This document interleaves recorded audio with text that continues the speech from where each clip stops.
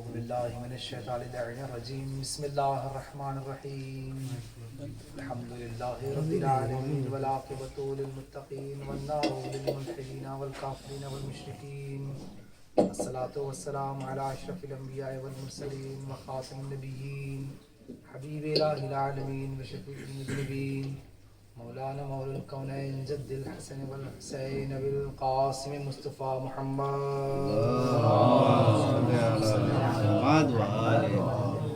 وعلى آل بیتہ الطیبین الطاہرین المعصومین المنتجبین المنتخبین الغر المیامین واللعنۃ اللہ علی اعدائهم اجمعین وغاصب حقوقهم ومنکر فضائلهم ومنکر عصمتهم ومنکر ولایتهم اجمعین من الآن لا قیام یوم الدین رب اشرح لي صدري ويسر لي امري واحلل عقدة من لساني يفقهوا قولي اما بعد فقد قال الله سبحانه وتعالى في محكم كتابه المجيد وهو اصدق الصادقين وقوله الحق بسم الله الرحمن الرحيم اطيعوا الله ورسول واولي الامر منكم صلوات بڑے ملکم ومدار محمد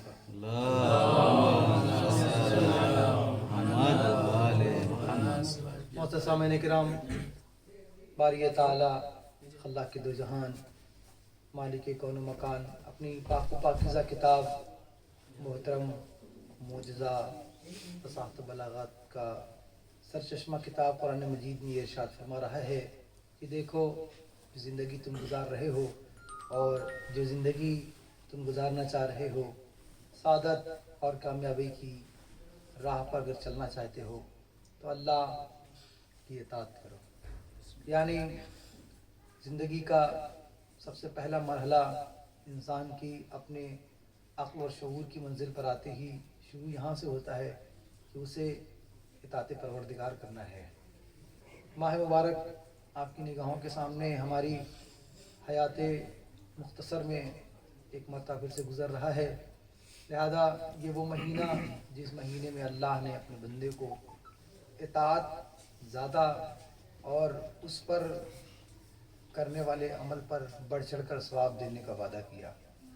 اطاعت پروردگار کیا ہے؟ یعنی اس کے سامنے، اس کے ہر امر کے سامنے، اس کی ہر بات کے سامنے، اس کے ہر حکم کے سامنے اپنے عقیدت کے سر کو جھکا دینے کا نام اطاعت ہے۔ اگر بات یہیں ختم ہو جاتی کہ اللہ تعالیٰ نے اپنے بندوں کو اپنی اطاعت کا حکم دیا تو ساری دنیا موحد ہوتی اور اللہ کے حکم کو مانتی، ایک قوم ہوتی اور ایک طرح کے انسان ہوتے ہیں، لیکن اللہ نے کہا نہیں، میری اطاعت تک عمل، میری اطاعت کی منزل کو طے کرنے کے لیے تمہارے لیے ضروری ہے کہ میں روئے زمین پر کچھ اشرف مخلوقات بھیجوں گا، ان اشرف مخلوقات میں کچھ ہادی بناؤں گا، کچھ رہنما بناؤں گا، ان کی اطاعت کرنا، ان کی اطاعت میری اطاعت کہلائے گی۔ یعنی اب اپنے تمام تر پیغامات، اپنے تمام تر احکامات، اپنے تمام تر نیکیوں کو پہنچانے کے لیے اللہ نے ایک سلسلے کو اپنے اور بندوں کے درمیان قائم رکھا، جسے سلسلہ رسالت و نبوت و امامت کہتے ہیں۔ اللہ تعالیٰ نے رسالت کو اپنے درمیان اور اپنے بندوں کے درمیان رکھا اور کہا دیکھو، میری اطاعت کرنے سے پہلے، میری اطاعت کرنے کے ساتھ ساتھ ان بھیجے ہوئے پیغمبر اور رسولوں اور نبیوں کی اطاعت کرنا ہے۔ وَأَطِیعُوا الرَّسُولَ، عطف کیا اللہ نے اپنی اطاعت پر، یعنی جو شکل و صورت و حیت و کمال اطاعت الہیہ کے قوانین پر جاری ہوں گے وہی اطاعت رسالت پر جاری ہوں گے۔ یہ سبق میں گزرا ہوا آپ کو جلدی جلدی سنا رہا ہوں تاکہ میں آج کی جو مناسبت، تاریخ کے اعتبار سے دو مناسبتیں آج ٹکراتی ہیں۔ ایک روایت کے مطابق آج سید البطحاء جناب حضرت ابو طالب علیہ السلام کی یوم وفات کی تاریخ ہے، اور وہیں فاطمہ بنت اسد کی وفات کی بھی تاریخ ہے۔ دونوں روایات موجود ہیں، دونوں کو دیکھا ہے میں نے۔ آج جس شہر میں آپ یہ بیٹھے ہوئے ہیں، ان شہر میں دونوں نسبتیں میرے مولا متقیان کے حزن اور غم کے لیے کافی ہے۔ ایک طرف باپ کی شہادت ہے اور ایک طرف ماں کی شہادت ہے، ماں کی وفات ہے۔ دنیا میں سب سے بڑا رشتہ ماں اور باپ کے علاوہ کوئی نہیں ہوتا۔ عظمت حضرت علی ابن ابی طالب پہ صلوات پڑھ دیں گے محمد علیہ وسلم۔ اللہم صلی علی محمد۔ عزیزان محترم، اطاعت کا دروازہ اللہ نے اپنے لیے کھولا اور اپنے پیغمبر کے لیے کھولا۔ ان میسنجرز کے لیے کھولا، ان رسولوں کے لیے کھولا جن کو اپنے اور اپنے بندوں کے درمیان اللہ واسطہ بنا کر، وسیلہ بنا کر نازل کر رہا ہے، انہیں بھیج رہا ہے عہد نبوت و رسالت و پیغمبری دے کر۔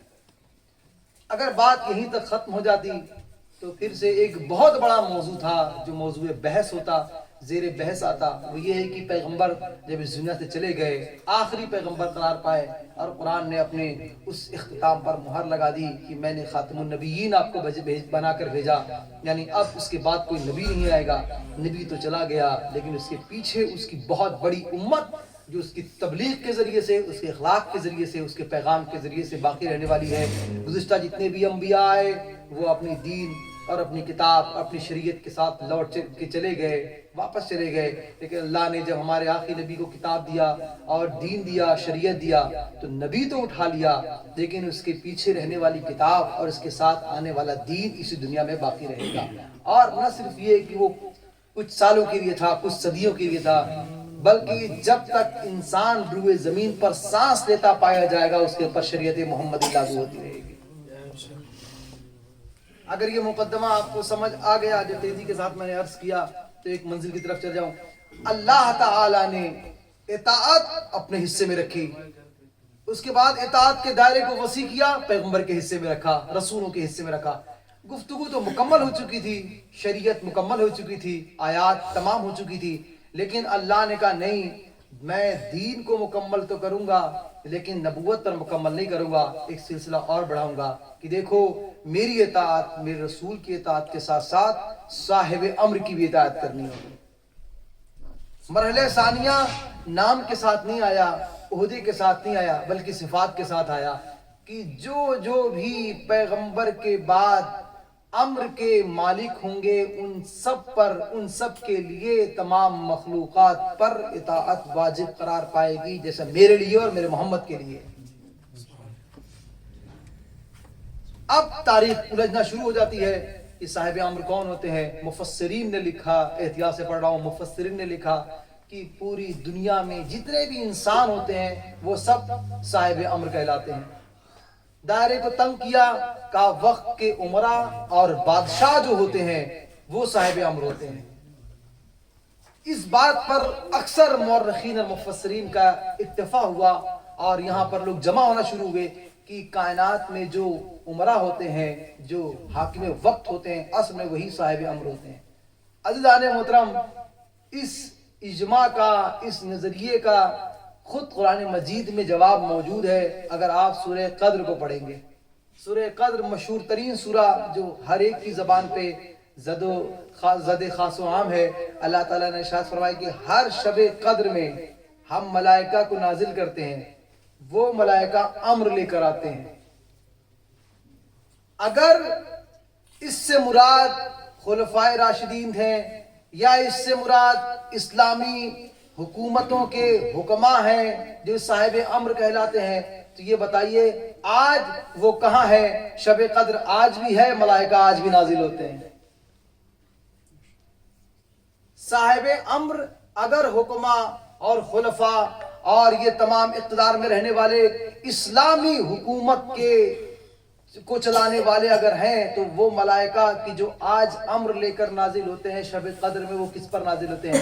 حکومت اسلامی تو پوری دنیا سے ختم ہو چکی ہے۔ صلوات پڑھیں مل کے محمد آل محمد پر۔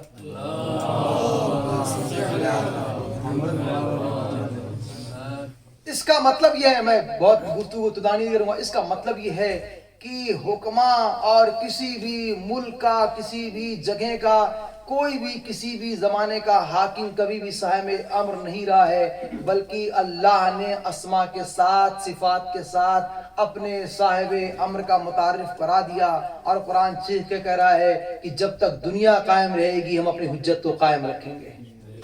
صلوات پڑھ دیں امام کی سلامتی کے لیے۔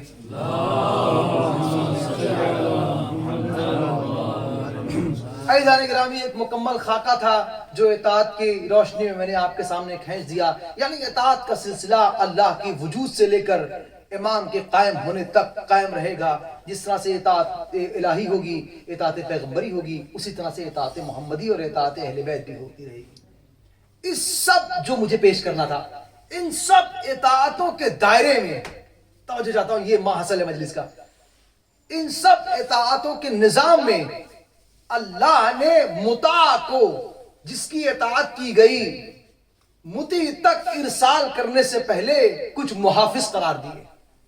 بہت توجہ چاہتا ہوں.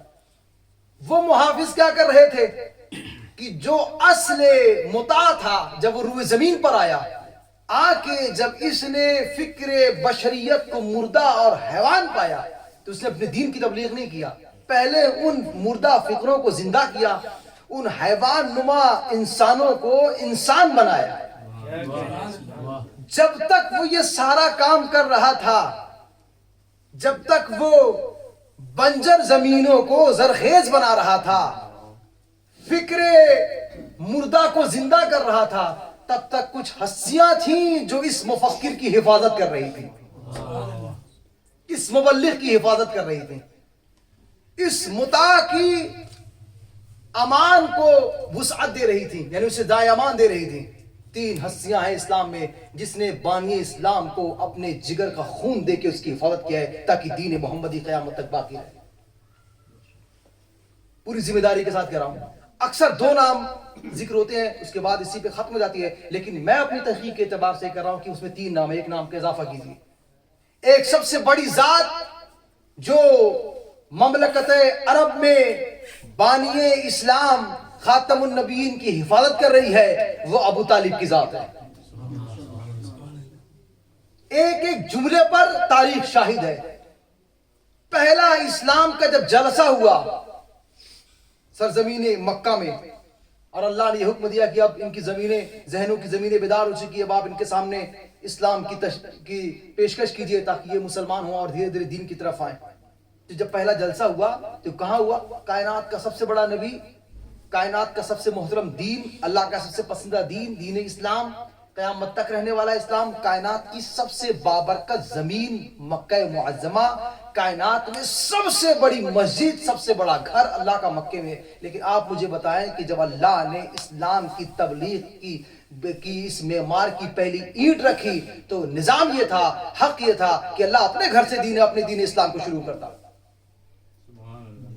مکے کی سرزمین سے جب دین اسلام کی پہلی بنیاد رکھی جا رہی تھی تو اللہ کا حق یہ تھا کہ دین اس کا، محمد اس کا، اللہ کا دین، گھر بھی تو وہیں مکے میں تھا. اللہ کو چاہیے تھا کہ اپنے دین کی شروعات، جملے کو بدل کے ہوں، جب اللہ نے زمین کا فرش بچھایا تو شروعات خانہ کعبہ سے کی. جب دین کی تبلیغ کر رہا تھا تو اللہ کو چاہیے تھا کہ اپنے دین کی تبلیغ کی پہلی صدا جہاں سے بلند ہوتی وہ خانہ کعبہ ہوتی. لیکن نہیں، اللہ نے سب سے پہلے دین کی شروعات خانہ کعبہ سے نہیں کی. جا کے تاریخ پڑھیے، بیعت ابو طالب سے کیا. بیعت حضرت ابو دعوت ذوالفقار کی طرف اشارہ کر رہا ہوں. صلوات پڑھیں مل کے محمد آل محمد. ذوالشیرہ سنانا مقصد نہیں ہے، میں تیزی کے ساتھ وہ اشارے کرتا ہوا گزر جاؤں گا. سب سے پہلی دعوت اسلام کی جس گھر میں ہوئی وہ ابو طالب کا گھر تھا، جس کا منتظم، جس کا بانی، اس کا انتظام کرنے والا، آنے والوں کی دعوت کرنے والا اور آنے والوں کے رہنے بیٹھنے سہنے سب چیز کا انتظام کرنے والے کا نام حضرت ابو طالب علیہ السلام. یعنی سب سے بڑا دین جہاں سے شروع ہو رہا ہے. میں چھوڑ رہا ہوں تاکہ تفصیلات رہ جائے، وقت بہت تنگ ہوتا ہے. عزیزان گرامی، آپ دیکھیں یہ سوال ہو سکتا تھا کہ اللہ کو چاہیے تھا کہ وہ اپنے گھر سے اپنے دین کی شروعات کرتا. سب سے بڑا گھر، سب سے محترم گھر، سب سے عظیم ذات، سب سے عظیم دین، سب سے عظیم بانی، اسے شروع کرنا چاہیے تھا اللہ کے گھر سے. لیکن ہر ایک مفکرین نے، مورخین نے یہ لکھا کہ اللہ نے اپنے گھر کا انتخاب نہ کرتے ہوئے اپنے سب سے پسندیدہ دین کی شروعات ایک ایسے گھر سے کی جسے ابو طالب کہا جاتا ہے. مفسرین نے لکھا اس لیے کہ واحد گھر نسل ابراہیمی میں سے تھا جہاں پر اللہ کی عبادت ہوتی تھی. اس ابتدائے اسلام کی جو بنیاد کی وجہ لکھی گئی وہ یہ لکھی گئی کہ واحد گھر مکے میں تھا جہاں پر دین ابراہیمی کے طرز پر اللہ کی عبادت ہوتی تھی.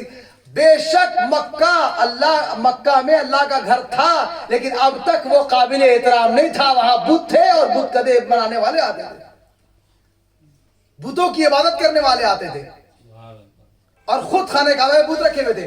ایسا نہ ہو کہ دین اسلام جب اللہ کے گھر سے شروع ہو تو لوگ سمجھے کہ یہ بھی بتوں کی ایک اقسام میں سے قسم ہے جسے دین اسلام کہتے ہیں. لہذا اللہ نے اپنے دین کی شروعات ایک ایسے گھر سے کی جہاں سجدہ کرنے والے اللہ کا سجدہ کرنے والے تھے. مسلمانوں کی فکر کو واہ کرنے کے لیے، کھولنے کے لیے جملہ کافی ہے. ہمیں لڑنے کی ضرورت ہی نہیں ہے ایمان ابو طالب پر. دیکھ لو دین کہاں سے پھیلنا شروع ہوتا ہے، تمہیں سمجھ آئے گا ایمان ابو طالب کیا ہے. صلوات پڑھیں مل کے محمد علیہ وسلم.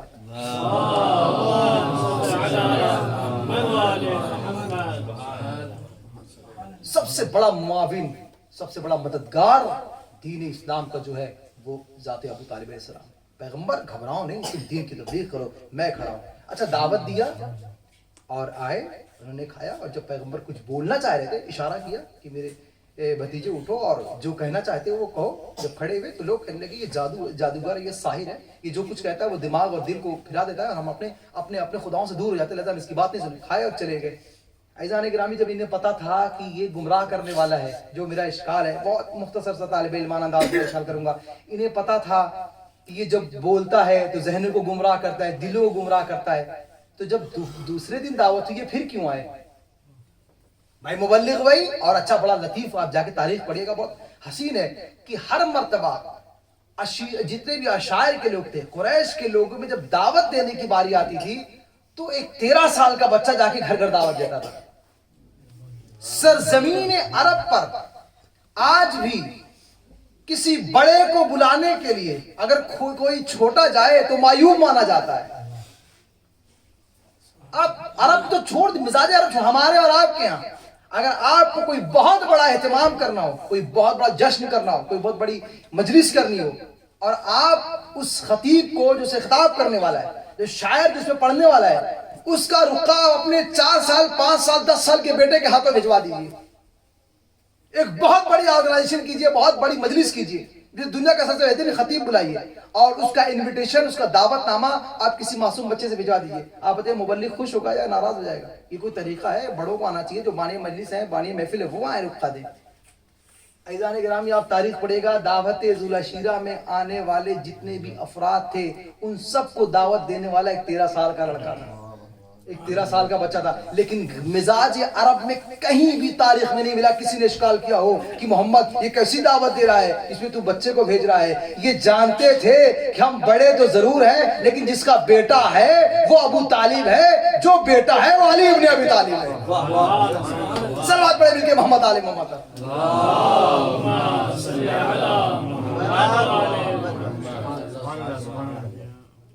جانتے تھے کہ جو بلا رہا ہے یہ بھی موحد ہے، یہ اللہ کی عبادت کرتا ہے. جنہیں بلا رہا ہے یہ سب کے سب معبدوں میں جا کر اپنے سر جھکاتے ہیں. عزیزان محترم یہ ایک نام تیزی کے ساتھ 2 نام پیش کر دو تاکہ ثواب میں شریک ہو جائے. عزیز مرحومین کے لیے اصال ثواب ہو رہی ہے، اللہ ان کے درجات کو بلند کرے، اور ذکر آل محمد بہترین وسیلہ ہے اپنے مرحومین کے درجات کو بلند کرنے کے لیے. اور درمیان میں گفتگو آ گئی ہے تو یہ عرض کرتا چلو کہ آج ہی ایک مومنہ کا ہمارے عابد بھائی کی والدہ کا انتقال ہو گیا. اللہ ان کے درجات کو بلند کرے اور اس درجات کی بلندی کے لیے بلند ترین نعرہ صلوات پڑھ جائے.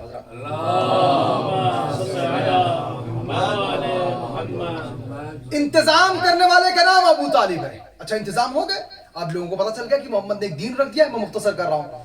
اب اس تبلیغ دین میں سب سے زیادہ جس کی ضرورت ہوتی ہے وہ ہے اخراجات. اخراجات کی پوری ذمہ داری جس نے اٹھائی اسے خطیۃ الکبریٰ. عزیزان گرامی جو میں عرض کرنا چاہ رہا تھا، پوری اخراجات کی ذمہ داری جناب خطیۃ الکبریٰ نے اٹھائی اور پیغمبر کی تبلیغ کا ایک ایک حصہ، ایک ایک مقام، ایک ایک جگہوں پر جہاں پر پیغمبر کو دولت کی ضرورت پڑی، ختیجہ نے اپنے مال کو پیغمبر کے قدموں میں لا کے رکھ دیا. اب تیسرا نام لے رہا ہوں احترام کے ساتھ. تیسرا نام فاطمہ بنت اسد سلام اللہ علیہ. پیغمبر کی یتیمی کا دور بہت پہلے سے ہی شروع ہو گیا. گھر کے باہر کفار اور مشرکین سے جس نے پیغمبر کی حفاظت کی وہ عمران ہے. جس نے گھر میں ماں کی طرح تربیت دے کے پرمان چڑھایا اسے فاطمہ بنت اسد کہتے ہیں.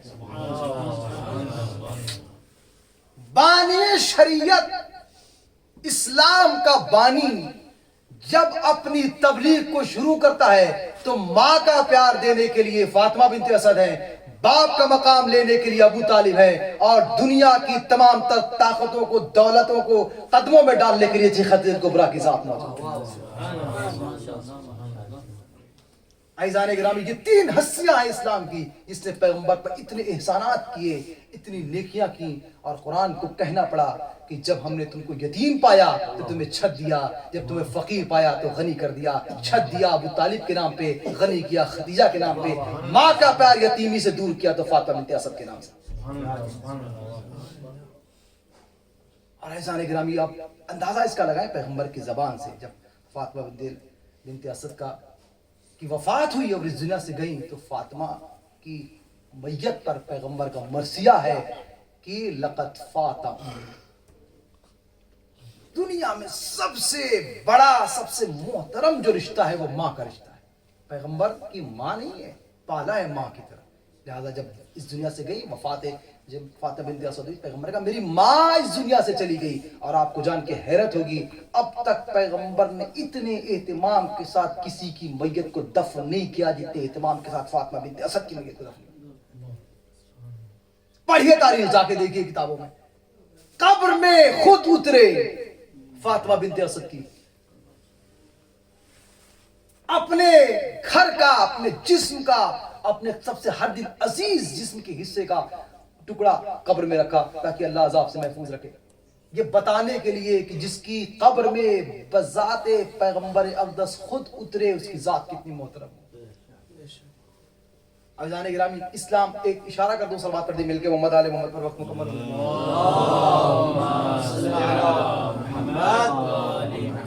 ایک خلاصہ کر رہا ہوں اور اسی گفتگو کو تمام کروں گا 2-4 دقیقے، اور آپ کی رحمتوں کو تمام کر رہا ہوں۔ اتنا بڑا دین، اتنی بڑی شریعت، اتنا بڑا نظام جس کے لیے اتنی بڑی بڑی ذوات حفاظت کر رہی ہیں، ایک طرف ایک بہت بڑی طاقت ہے جسے یہودیت کہتے تھے، جہاں سے شروع ہوئی تھی دین کی پہلی بنیاد، اور اس کا یہ مقام اور یہ گھر یہودیت۔ پوری دنیا میں اگر آپ دیکھیں تو 2 ہی جنگ ہے، یا اسلام کے یا یہودیوں کی۔ آج یہ دنیا، اشارہ کر رہا ہوں اس کی طرف، دنیا اس بات کی طرف ہے کہ یہ اس مذہب کا ماننے والا ہے، اس مذہب کا ماننے والا، سارے مذہب دبے ہوئے ہیں، یا یہودیت ہے یا مسلمان ہے۔ پوری دنیا میں آج جو خطرہ لاحق ہے یہودیوں کو، وہ صرف اور صرف مسلمانوں سے۔ مسلمان وہ والے مسلمان نہیں جو خود مشکوک ہیں، میں ان مسلمانوں کی بات نہیں کر رہا ہوں، سوال بڑے ملکے محمد آل محمد۔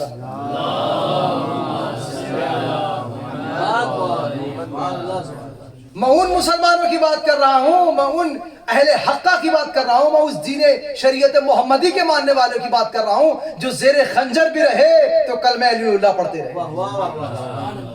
میں ان کی بات نہیں کر رہا جو مشکوک ہو گئے، ان کو لگتا ہے کہ دولت اور طاقت ہی سب سے بڑی طاقت ہوتی ہے، انہیں نہیں پتا کہ اسلام کی طاقت جسے پیغمبر ابو طالب کے ذریعے سے پوری دنیا میں پھیلا رہے ہیں، اصلی طاقت وہ ہے جو علی بن ابی طالب کے کاندھوں سے ہوتے ہوئے بارے میں ہم تک جاتی ہے۔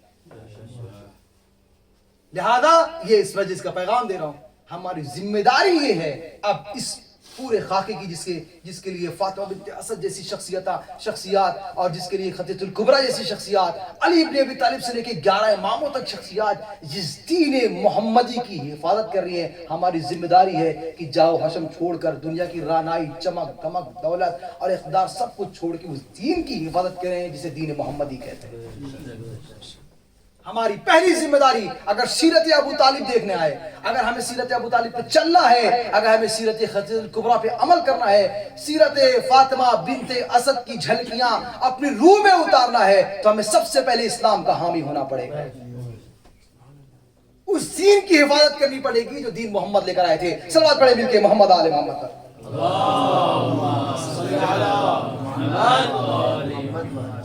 عزیزان گرامی، آج کی تاریخ قیامت کی تاریخ، آج کی تاریخ مولا متقیان کی والدہ کے اس دنیا سے گزر جانے کی تاریخ۔ ایک ماں کا سایہ شہر امیر المؤمنین میں یہ جملہ کہنا، سننا پڑھنا آسان ہے لیکن اسے محسوس کرنا بہت مشکل ہے۔ رسول کی حفاظت کرنے والی، رسول کو ماں کی طرح اپنی آغوش میں پروان چڑھانے والی خدیجہ کے بعد فاطمہ بنت اسد اس دنیا سے چلی گئی۔ عزیزان گرامی، میں یہ فقرہ پڑھتے پڑھتے اور تاریخ کو غور کرتے کرتے میں اس نتیجے پر پہنچا کہ اگر آپ غور کریں جتنی بھی ہستیاں اب تک اس گھرانے کی عورتوں میں گئی ہیں، صنف نسواں میں جب اس دنیا سے رخصتی ہوئی ہے تو اب تک جب تک حکومت اسلامی قائم ہو چکی تھی اور بانیان شریعت زندہ تھے اور اس کے بڑے بڑے نام اپنے اقتدار کے ساتھ اپنے جاہ و حشم کے ساتھ زندہ تھے، عورتوں کا بہت احترام کرتے تھے۔ ذات پیغمبر اسی بات پر بہت زور دیتی تھی کہ ہمیشہ عورتوں کا احترام کرنا، عورتوں کی عزت کرنا اور عورتوں کے حقوق کا خیال رکھنا۔ فاطمہ بنت اسد کی تدفین کا عمل یہ بتاتا ہے کہ اگر کوئی عزیز اس دنیا سے چلا جائے تو اسے صرف اور صرف مقصد تک نہیں چھوڑتے، اسے کفن اور دفن تک نہیں چھوڑتے، بلکہ خود اسی قبر میں اتر کے اسے الوداع کہتے ہیں۔ میں کہوں گا یا رسول اللہ کتنے خوش نصیب ہیں آپ کہ آپ کی ماں جیسی ذات اور آپ کا عہدہ ماں رکھنے والی ایک بی بی اس دنیا سے چلی گئی تو آپ ماں کہہ کے فریاد کرتے ہیں، دفن کا انتظام اس طرح سے کرتے ہیں کہ خود اس کے سرہانے بیٹھ کر کہتے ہیں کہ آج میں یتیم ہو گیا، آج میری ماں کا سایہ میرے سر سے گزر گیا۔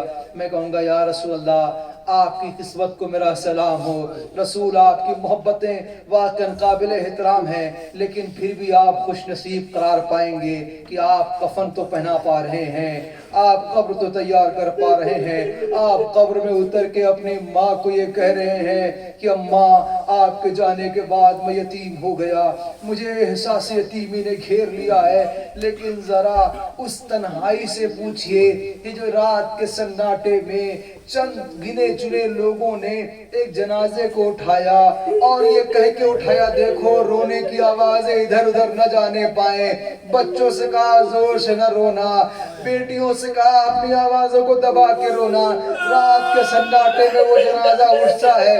یا رسول اللہ، یا فاطمہ بنت اسد خوشا نصیب، آپ کو غسل و کفن بنانے والے رو بھی سکتے ہیں، آپ بھی قبر میں اتر بھی سکتے ہیں، لیکن کوئی ذرا علی کی غربت سے پوچھے، جیسے ہی حسین کی چیخ نکل آئی میرے بیٹا حسن ذرا اپنی آوازوں کو دباؤ، بچے سینوں میں منہ ڈال کر رو رہے تھے، ہائے ہماری ماں چلی گئی لیکن ہم رو بھی نہ پائے، غربت علی معراج پہ پہنچ گئی، رونے والوں قبر کیسی، نشان کیسا، رونا کیسا، علی نہ جانے کہاں فاطمہ کی قبر بنائے، مٹی میں بیٹھ کے سینے کو پیٹ کے ہائے میری فاطمہ، میں تیری قبر کو بھی بیان نہ کر سکا، کہیں آدھا اس کی